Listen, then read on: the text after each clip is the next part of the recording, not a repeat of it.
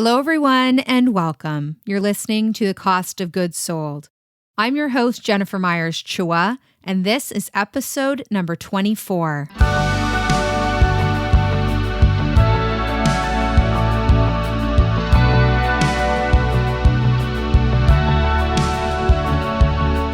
This is Cost of Goods Sold, a podcast about the environmental and social costs of the things we buy. In each episode, we explore topics like sustainability, innovation, social entrepreneurship, the circular economy, conscious consumerism, and how we can all affect change. Be inspired by thoughtful designers and responsible creators and curators using business to create positive impact. And listen to hear the stories of those taking on the world's biggest challenges and making meaningful contributions towards a better future.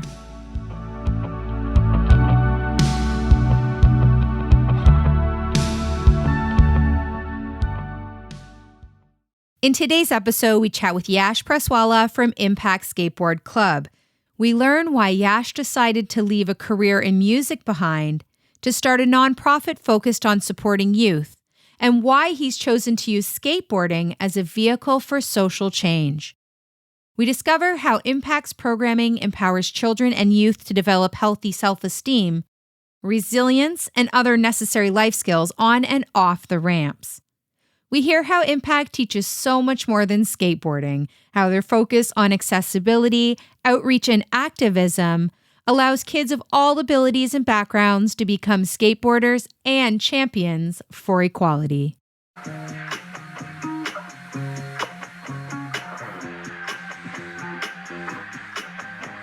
This episode is brought to you by Hip Mummies, carefully curated wholesale merchandise for modern retail. If you want to stock your shelves with brands that are socially responsible and sustainable, or if you want to be a part of the collection that is delighting Canadian retail, visit hipmummies.ca.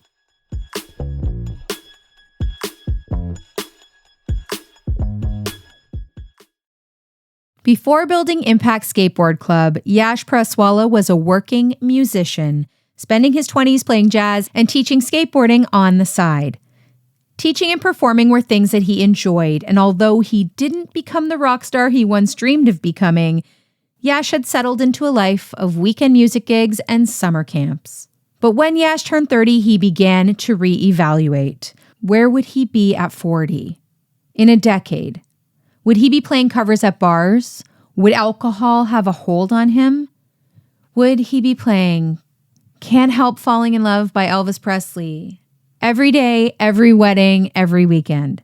Where was he going with this life? I didn't realize it at the time, but I was very insecure and still kind of living with the attitudes of a teenager. I think in part because of the people I had around me who I was influenced by, and just the choices I made for myself, like where I chose to spend my time and what I did. That involved drinking and drug usage, but it wasn't all bad. It wasn't a disaster on the surface at all. This is not what he had wanted for his career, and it wasn't his life's ambition. And he did know that he was a good teacher and that he was great with kids. And while teaching skateboarding was something that he enjoyed and was a good source of supplemental income, Yash had had a falling out with his business partner. And that partnership didn't really end up working out too well. It was always kind of fraught. But at this time, when everything sort of changed, and I decided that I didn't want to be playing cover gigs for the rest of my life, and I didn't want to keep drinking, and because alcohol was abundantly accessible, just doing what I did, and I didn't want to keep taking shit from people. I realized that I started becoming introduced to the concept of what boundaries even mean, and I realized that I was very much a people pleaser. So when all these things changed, I also decided to leave that business partnership where I was doing skateboard camps and programming. And that sort of all blew up in kind of a bad way. But I decided that I'm good at this. So he established Impact as a nonprofit, and we'll chat about that decision in a bit. But the intent was that the kids who didn't have access to programming like this would have a chance at scholarships. And Yash was already well known in the skateboard community. He had established himself with the parents looking for this kind of instruction. And after building a board of directors, Impact was up and rolling. But even after a couple of years of programming success, Impact's camps and workshops sell out in a flash, Yash is always trying to expand and push Impact Skateboard Club forward.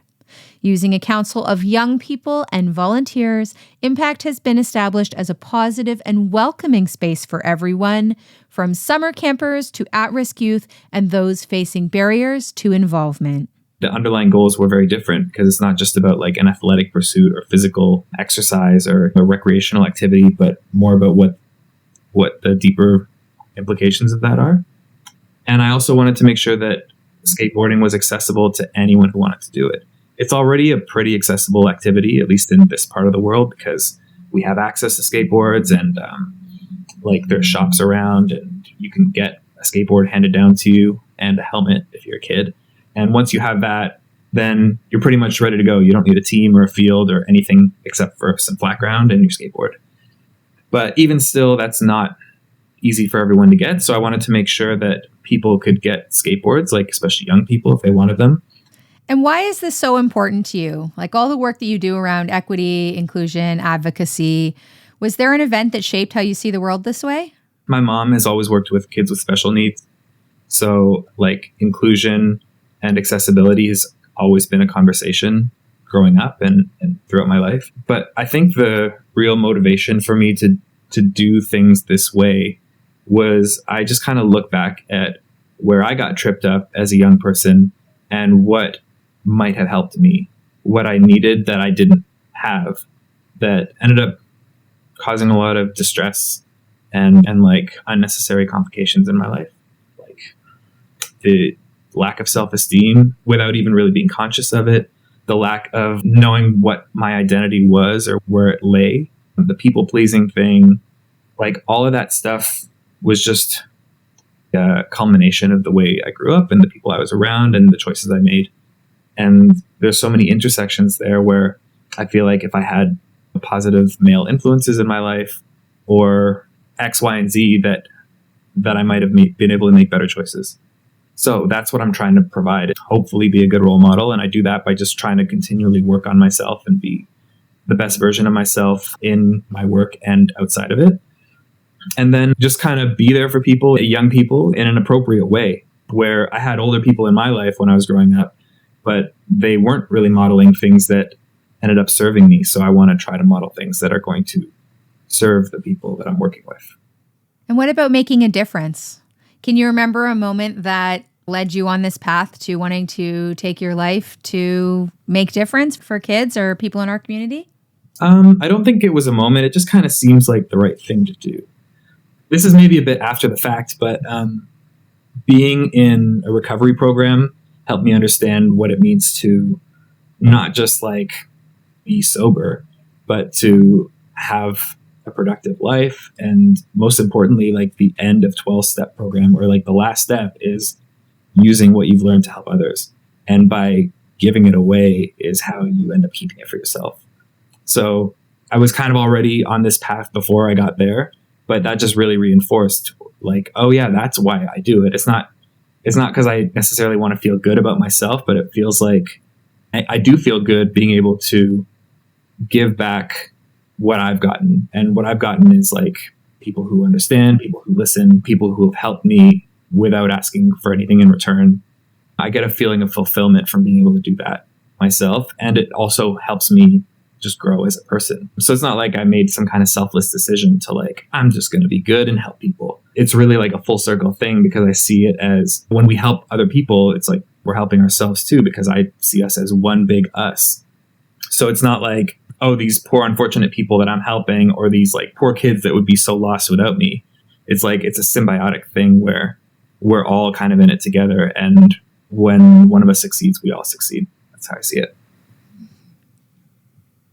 So why did you choose to go on the route of creating a nonprofit? Like you could have built a social enterprise business with a give back program. I'm just wondering, why did you choose the path of nonprofit for this venture? I had no idea what I was doing. I knew as far as business savvy went, I just knew to treat people, to like do what you say you're going to do. And if you mess up, fix it. Even when I was a business previously, I was never led by how am I going to make the most money. The money was always just like incidental and like keeps you going, but not the most important thing. So being able to provide accessibility was kind of one of the core components when this was just an idea before it even became a real thing. And in my mind, with the little knowledge that I had at the time, I wanted to be able to access outside funding so that for people who were not able to afford programs, people like staff still need to get paid. We still have equipment to buy and there's still money that needs to come in. But I wanted to be able to find ways to not have that financial burden be completely on the people who are participating, particularly for those who can't afford it. So the gears were going and I thought, well, nonprofits can get outside funding. And I formed a small board of directors, and one of the directors runs a nonprofit daycare center. So she was like instrumental, especially in the beginning, but even now, in just helping me navigate how to incorporate, how to, access those funds. And we never really did end up finding that much outside funding. Like we're all pretty much self-funded at this point, aside from grants here and there. But as we continue to grow and, as we reestablish an indoor space and all these things that I want to do, we're going to need funding from outside. And I know that it's out there and it's just, I'm learning as I go. But the whole idea of the nonprofit was just to be able to not have the financial burden lay on the people who are participating. So the families and the kids. And what do your programs look like? Like, what are you doing to support the community? How are you actually connecting with these kids? What are you actually doing with them? Lots of things. So the in-person programming primarily takes the form of like lesson programs. And the lessons are like summer camp or weekend hour-long sessions where we're learning how to skateboard, but there's this deeper core component of like, what does this activity actually do for us? So how does skateboarding build confidence? What happens when we all kind of like work towards something and develop these relationships with each other and become part of a community? Like, what then? How do we leverage that to maybe help others or even help ourselves or to relate better to each other, to develop social skills? All that stuff is kind of built in. And I knew that going into establishing as a nonprofit and kind of like having these ideas of deeper goals for the whole thing. But as we've gone along and the more I dig, the more I see the richness of this particular thing that I know well that can help. There are things like workshops that we've done. So like somewhat skateboarding adjacent, but maybe not necessarily. For example, we did this series a couple of summers ago where it was an art-based series combined with skateboarding, somewhat haphazardly in cases. But I just reached out to people that I knew who had other skills. So for example, the first one was like a music workshop where I had a drummer friend of mine bring in a bunch of percussive instruments and taught the kids about just like basic rhythm and playing together and like listening and time, just in a fun, really introductory way. These kids who already skateboarded or who were interested in skateboarding had them come out to this free workshop where they got to learn this new skill and then they all got to skate together. So not directly related, but we could still do it all in the same day. Another one in that same series was a photography thing. Another one that we did that's another skateboard adjacent thing is like a graffiti workshop. So a friend of mine who's a really great artist came in and everyone had sketchbooks and he talked a little bit about lettering. And obviously, like, I really wanted to stress that graffiti is different from vandalism. And so you don't write on things that are not yours. But there's plenty of examples at the skate park of really great art and also not really great scribblings. And so they got to see what that means from somebody who does like murals and really puts time and effort into what they do compared to scratching a swear word on the skate park concrete. And so they got to practice their lettering in the book. And then we had them use spray paint on this giant canvas. And that was really fun for them too. We did a yoga workshop that same series. So that kind of stuff has always been really interesting to me because then we're helping them branch out and try new things they might not necessarily try otherwise. That following summer, I think this was the summer right before COVID hit, we did the same kind of thing, but had a couple of kids lead the workshop. So one of them was really into like tie-dyeing. So I got her to teach all her peers how to tie-dye, and we just facilitated the supplies and t-shirts and stuff like that. And she was the one teaching everyone. Another little girl does like this awesome splatter, like Jackson Pollock grip tape artwork. So she's got this really cool method and I loved it so much that I invited her to do it. And I think she was like 8 at the time, and just a pretty beginner skateboarder too, but was so cool the way she was like teaching these teenagers her like little technique for doing it. And so we were able to provide the grip tape and like the paint and everything. And I really love doing those because that put these kids, and in this case, it was 2 girls, in like these leadership positions where I know they were both super nervous and like wanted to do it, but also didn't want to do it and ended up doing it. And it was good for everybody. Like everyone really loved it. And they had such a positive experience too, just from being able to facilitate and prove to themselves they could do something like that. So I really love that. Another really important thing that I do want to mention is the youth council. So that's for 12 and over. They kind of started as monthly meetings. And my original thought is, if we're going to be serving children and youth, I want young people in this kind of advisory role so that it's not just me making the decisions about what we do and how we do it, but I want their feedback of like, what do you guys want? What do you need? Or what do you think young people need?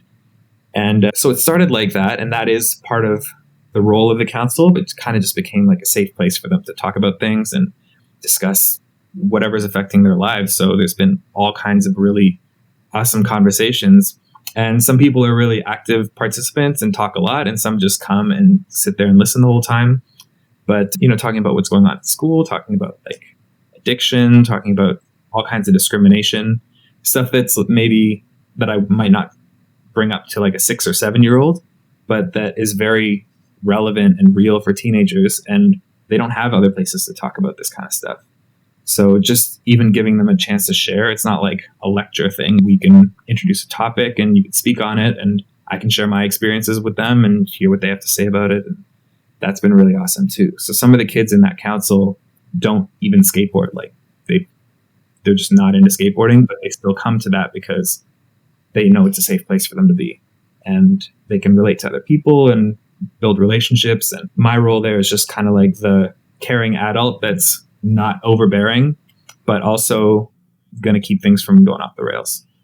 Now, when I was a teenager in the 1990s, there was a lot of us skateboarding, but there was not so many kids around. Like I never saw children skateboarders until I grew up and have a child skateboarder of my own. What does the skateboard scene look like in Toronto these days? It's so different. So it's the same. When I started, there weren't any skate parks really in Toronto. We were just like skateboarding on the street, and generally like 6, 7, 8-year-olds aren't left to just roam the streets, I think, in general.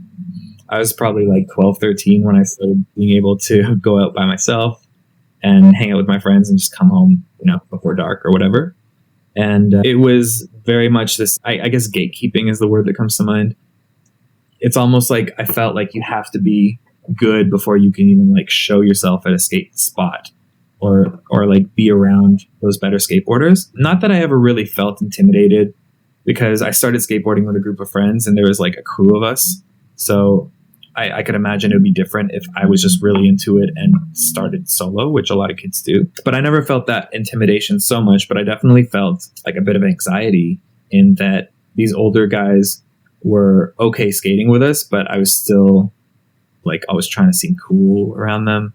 Or maybe I would allow things that I wasn't okay with just because I didn't want to like rock the boat, or because I wanted to be accepted. So I stayed quiet when I maybe should have said something, or I maybe stuck around when I should have left, because I had no idea how to like trust my instincts, or that my instincts maybe were correct and that the thing all around me was not the right thing to do.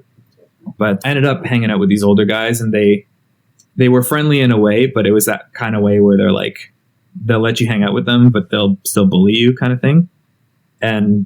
But in my mind at the time, that was a win because I had these cool older friends who were like awesome at skateboarding. Today, that's a lot different because there are, first of all, skate parks.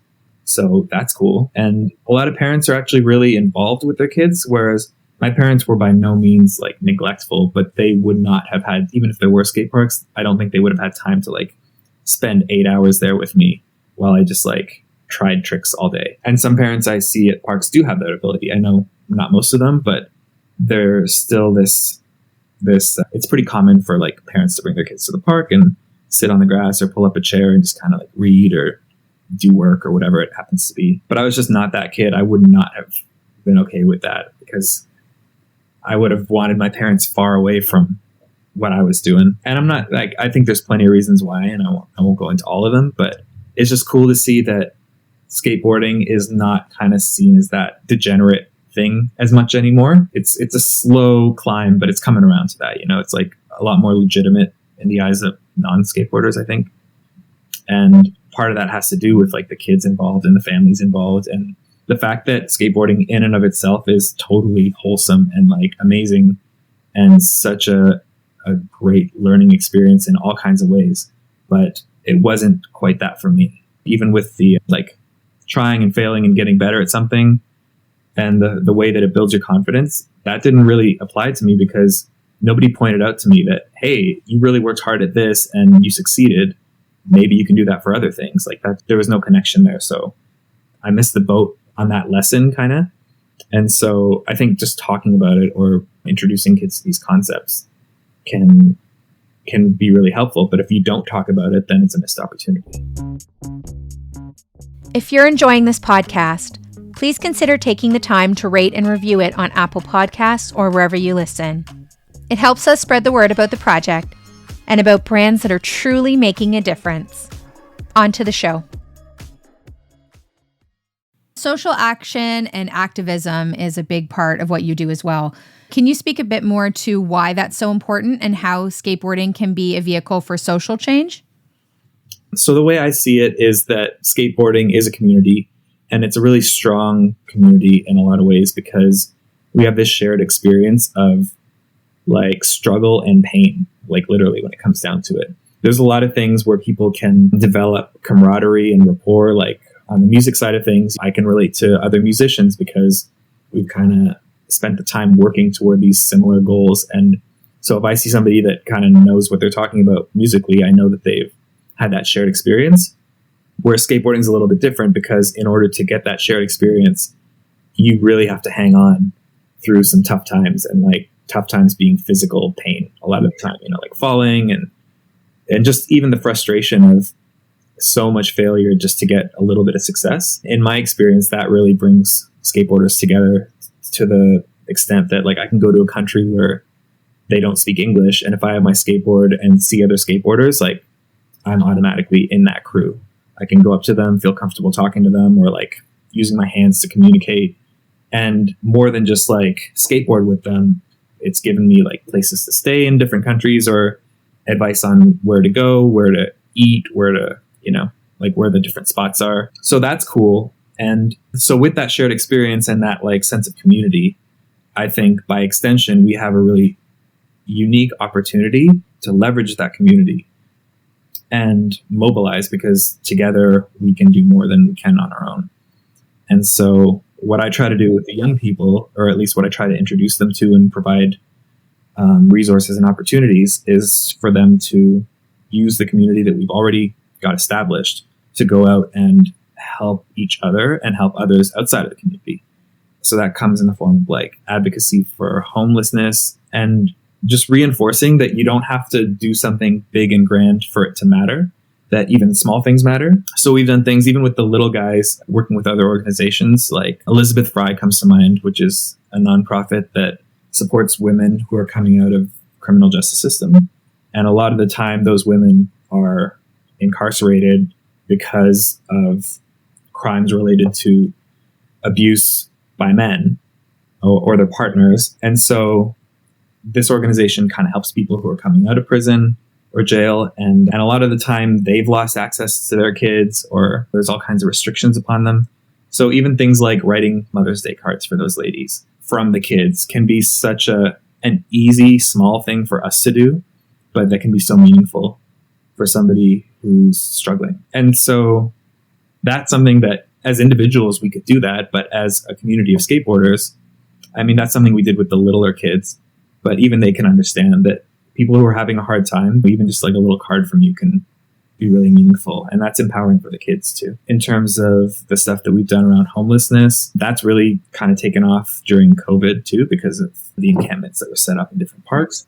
So it started with collecting supplies for care kits. So just like basic stuff that people could use, like clean socks or hygiene supplies or whatever. We were able to put that together through different donations that the youth council put together. And I was able to leverage some of our contacts. And so they assembled these kits, which was the original idea. But I even had a couple of them go out with me to the encampments and get to hand them out and meet people, because it's not just about giving things, but it's about realizing that like people who are living in an encampment are not different from us. They're not a different kind of human being. They still have the same like wants and needs, and they have a lot of the same struggles. So I think we can understand that intellectually, but actually being able to go out and talk to folks and just have a normal conversation that's not about like, oh, so you're living in a tent, how's that going? It's like, we can just, talk about the things that you talk to anyone about. And that's really been awesome for me. And I know that's been impactful for the kids who are able to do that with me too. The skateboard community is so tight knit in a lot of ways. And there's just such great opportunities there to leverage that solidarity and pour it out. And I follow you on social media and have seen all of the things that you've done with rallies and events to support everyone from refugees to the queer community to those struggling with mental health. Why is this important to you? Why do you choose to use Impact to help these communities as well? I guess it's just an extension of what I care about. And it starts there, but when I start talking about it, I can see that a lot of the kids in our orbit also care about these things. So in a way, I don't think this is like the intention behind it, but just the result is I'm influencing other people to either think about these issues or to go out and change the way that they do things too. But I guess the reason is just, again, because it's the right thing to do. And everything is connected in some way. So like the mental health is connected to the inclusion, is connected to discrimination, and it's connected to like helping people who are struggling, because we are all those people. Like we all struggle in different ways. So developing empathy, I think, goes a long way. And it's not just about this issue or that, but it's all kind of one thing, which is we're all people, and let's like try to treat each other right, even people that we might not necessarily get along with, or even that we like plain old don't like. We can still see them as like human and worthy of respect and care and dignity. And when you began to look into maybe community services or supporting children, did you have any realizations surrounding how we are supporting kids in our society that are maybe disadvantaged in some way? Like, what are the costs to how we are treating kids that need our help in our society currently? That's a really good question. And it can be actually, for me, a little bit overwhelming and kind of sad at times, because there's only so much that we can do as like youth leaders or whatever. I'm not every kid's parent, and they need their parents to fulfill certain roles that are just not appropriate or possible for me to fulfill, even though sometimes I really want to if I think that they're not getting what they need. But that can be hard. It's just kind of accepting that not everyone is getting what they need. So I can do my best, but it's not ever going to be like world-saving stuff. And that's okay. But it is heartbreaking at times to deal with. I think what I can bring to the table, or not even me, but what skateboarding can really bring to the table, is that it can be such a process of self-discovery. And I think that's something everybody needs to deal with, or needs to experience in their own unfolding. I really come back to the fact that it must be so hard to be a kid growing up with everything that's going on right now. I guess every generation can say that, but just like internet and social media and like lack of person-to-person, interactions, or just the fact that they're so different from pre-internet times. I see that play out, and the effects of that, the negative effects of that in a lot of ways. Some of the positives are that there's a lot more acceptance and knowledge of like mental health issues and what discrimination really is. And we've kind of been able to tighten up on a lot of things that were wrong, but totally socially acceptable when I was. But the flip side is that kids are super anxious, depressed, and really struggle to form relationships that are, meaningful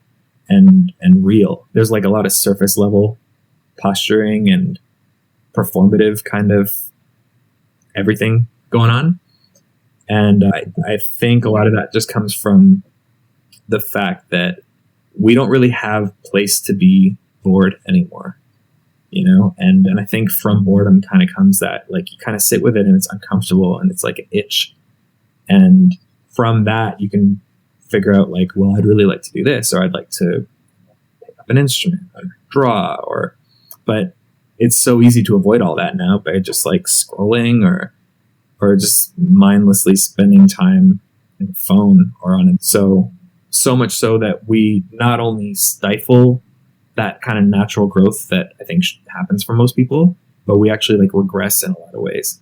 And I noticed it for myself too, even though I didn't like grow up with that for my early childhood, but I'm constantly checking myself. Like, I need time to just rest and unplug and be still, because rest isn't like watching a show or like scrolling Instagram. It's like, it's actually spending time with myself. And it's, I think, so vital and necessary. And I think that's something that we need to emphasize more, especially for young people, but for everyone. And how else have you seen this work impact the kids and the teens that you're spending time with? Have you seen any really profound changes in them as a whole, like as a little collective? I guess I frame it more as individuals, but there are a lot of them, so they form a collective.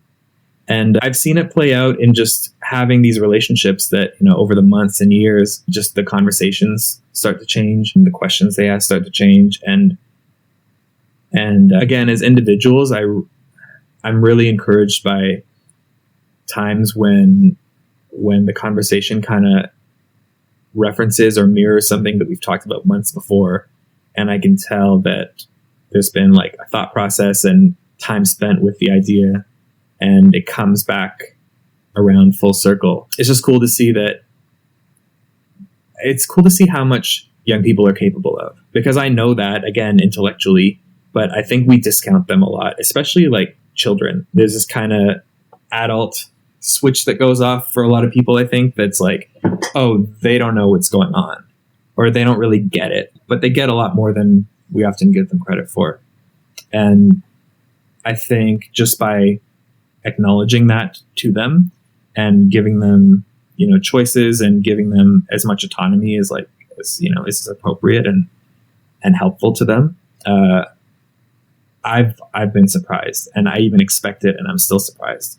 So just seeing, like with our kind of core group that I've known for a few years now, seeing that whole group kind of like elevate their mental state and their attitudes toward things and their ability to understand the world around them is really awesome and totally inspiring, because I'm still trying to do the same thing. And how about us, like you and me as a small business owner and the owner of a nonprofit, or the listeners who maybe are in the same category? How can we best support the adults of the future? That's a good question. And I think it comes back to at least what I've settled on at this time. My answer might change a year from now, but I don't think it will. Is just that the best thing that I can do to help anybody is to work on myself. In recovery, there's like a lot of phrases or sayings that go around, and one of them is that you can't give what you don't have.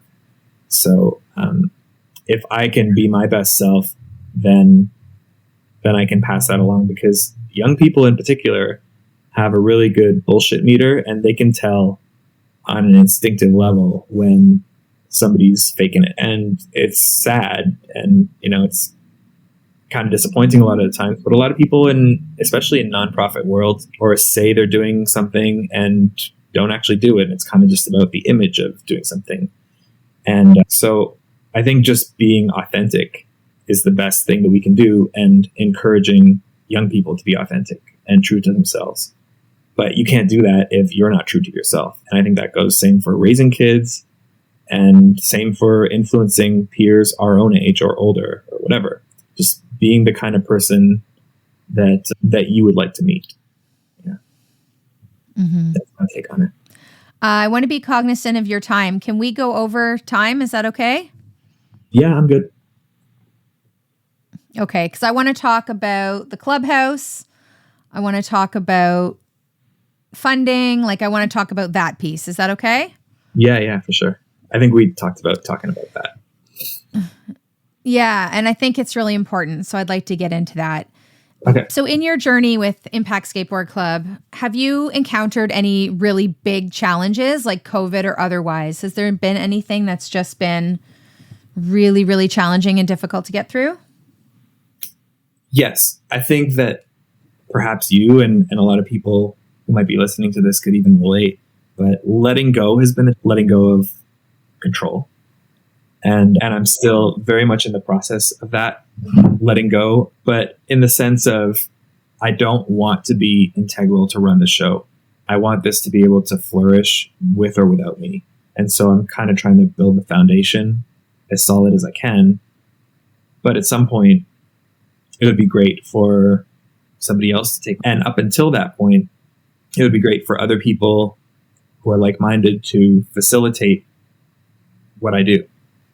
And so it's not just like all me making decisions and doing all the work all the time. I think that's important for several reasons. First of all, I try to not get consumed by any one particular thing. There's definitely seasons, and the first few years of Impact, I was consumed, and I think that was actually a good thing and the right thing. But those are seasons, and I don't think it needs to stay like that. So finding the right people has been a challenge because not in a pretentious way, but I really set the bar very high.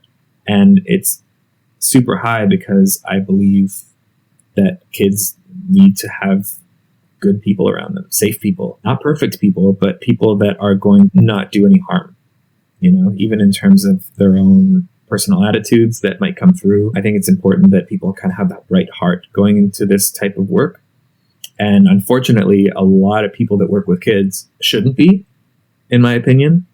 And that goes for like teachers and recreation facilitators and coaches and all that stuff. I think there's like a lot of inner work that needs to be done to be effective and to really like help young people thrive. So again, not being pretentious, I haven't done all of that work that I think should be done, but I've definitely addressed a lot of things. And like the me of 10 years ago, I probably wouldn't hire today to work with kids, not because I was like unsafe, but it's because there's a lot of stuff that I needed to deal with before I could give it to somebody else. So that's been a pretty big challenge. First of all, the letting go. And the second part of that is like just finding the right people. At the moment, I'm really, really happy with the team that we have. It's pretty small, but I trust them all. And they do awesome work. And I'm just like really grateful for all our crew, but I'd like more of them. And I'd like people to take on more than just an instruction role or more than just a programming role, but more like an administrative and like a visionary role as well. Because I think I have good ideas, but I also know other people have good ideas that I've not thought of yet. And so it's important to bring people in, especially like young adults who are closer to the age group of the people that we're working with. Yeah. And I'd like to learn more about your clubhouse. So unfortunately, you had to shut down your physical space. I'd like to learn why you had to shut it down, first of all. But why is having that physical space so important to Impact and your overall goals? First and foremost, it's just a skateboarding space for the winter is necessary. Like it's not just like a fringe, recreation, hobby, or sport. It's mainstream now. And so many people participate in skateboarding and get so much out of it that I think it's pretty ridiculous that we don't have more infrastructure for it. And I think it's just that we're kind of running a few years behind. So skateboarding has grown a lot in popularity, and it does come in waves, but we're at like, a peak of one of those waves, and I think it's still going up. And it takes a little while for like policy to fall into place behind that. So I think we will see more infrastructure. It's encouraging how many outdoor parks there are and how much and the plans to create more. But the indoor thing is really an issue here where we live because half the year outdoor skate parks are not viable. they're not, you can't use them when there's snow on the ground or when it's wet or even when it's super cold. So having that indoor space is just for the skateboard community at large. Like, forget about Impact or kids. We need them. There's not enough, not nearly enough. There's one spot in Mississauga, and there's another spot in Scarborough that's pretty not enough for the community of skateboarders that there are in the city, and there's nothing in the middle. So speaking for myself and for this organization and what the goals of Impact are, it's important to have the space not only to just give people a place to skate, but to foster an inclusive community and really have people whose values are aligned in the same, have a place to get together and meet and plan and do and flourish. So I see a facility, like you called it clubhouse, and I think of it as like a youth space more than just an indoor skate park, because when we briefly had our indoor space, I really wanted it to be like a safe place for people to come and sure skate, but also just to like be with their friends and hang out and do the things that young people like to do, but in this, with this kind of like air of supervision where it's not, they were just going to like party like I did when I was a kid, but also not where you would be like shunned for doing that either. It's like just an environment where you can come and be exactly who you are and you don't have to put on any airs. When I was younger and started skateboarding, there was actually one skate park right downtown. And it was awesome and like grimy and gritty and like all the things you would think of for like a 90s, early 2000s skate park. But it wasn't where I would bring an 8-year-old. And I think that places like that do have their place too. And it's cool. Like, maybe teenagers and young adults don't want to hang out where 8-year-olds are going to be hanging out, and that's fine. Like, that's good. But what I'm trying to do is create a space where everyone feels comfortable. And, maybe older people would want to go somewhere else after or do something else or like be in a different kind of environment as well. But I want to try to make something that's like equally accessible and comfortable for whoever comes through. And beyond that, I want to be able to provide more than just skateboard programming, but my background's in art and music. So like some kind of facility for that. I think fitness and nutrition are so important. I think like so many young people, myself included, are into like music and production and like digital arts.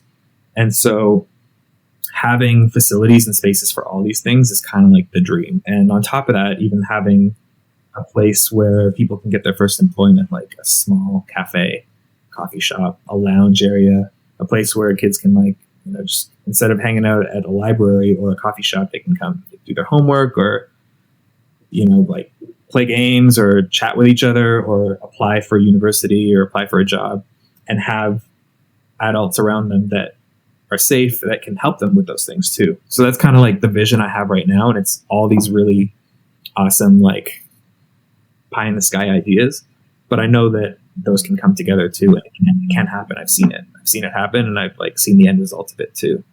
So I'm really encouraged. And money is a huge issue, especially because the place needs to be so big, and we want to have it like within the city of Toronto, and that's a challenge too. But I don't really focus too much on why we can't do it, and more just try to look for ways that we can, and just take it one step at a time, because in my experience, things will fall into place if you just prepare and have faith and believe that it can work and work for it.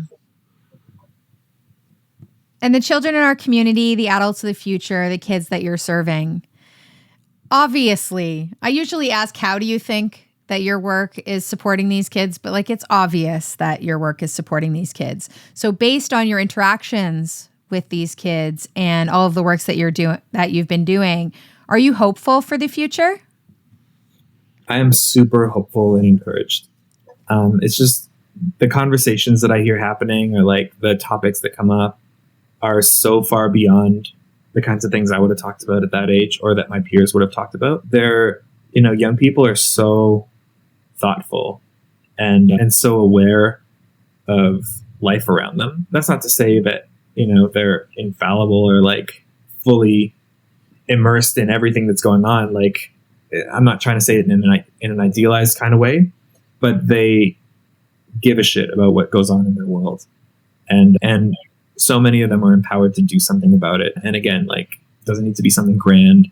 It can just be a small action, a small word, and attitude, and it builds on that. So it's been really cool to see just how deep of an understanding and, more importantly, a caring they have for each other and the world that they're inheriting. Yeah, and it's so striking sometimes when I step back from it for a second and just, do a quick contrast of what was going on with me at that age. Like, I had so much less of that kind of self-awareness and that care for the bigger picture. So I'm really, really hopeful and encouraged by that.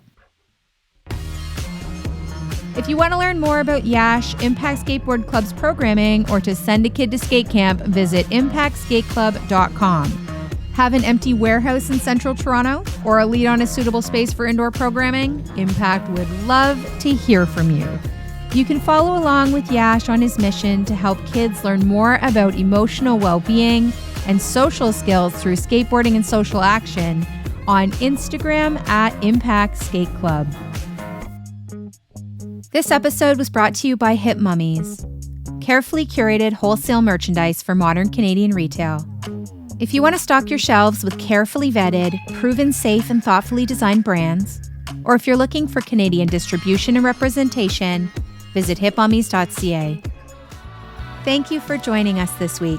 If you want to find out more about this episode or any of the previous episodes, please visit thecostofgoodsold.com. Have a founder story that you think we should feature? Reach out on Twitter or Instagram at @ofgoodsold. My name is Jennifer Myers-Chua, and you've been listening to Cost of Goods Sold, the podcast.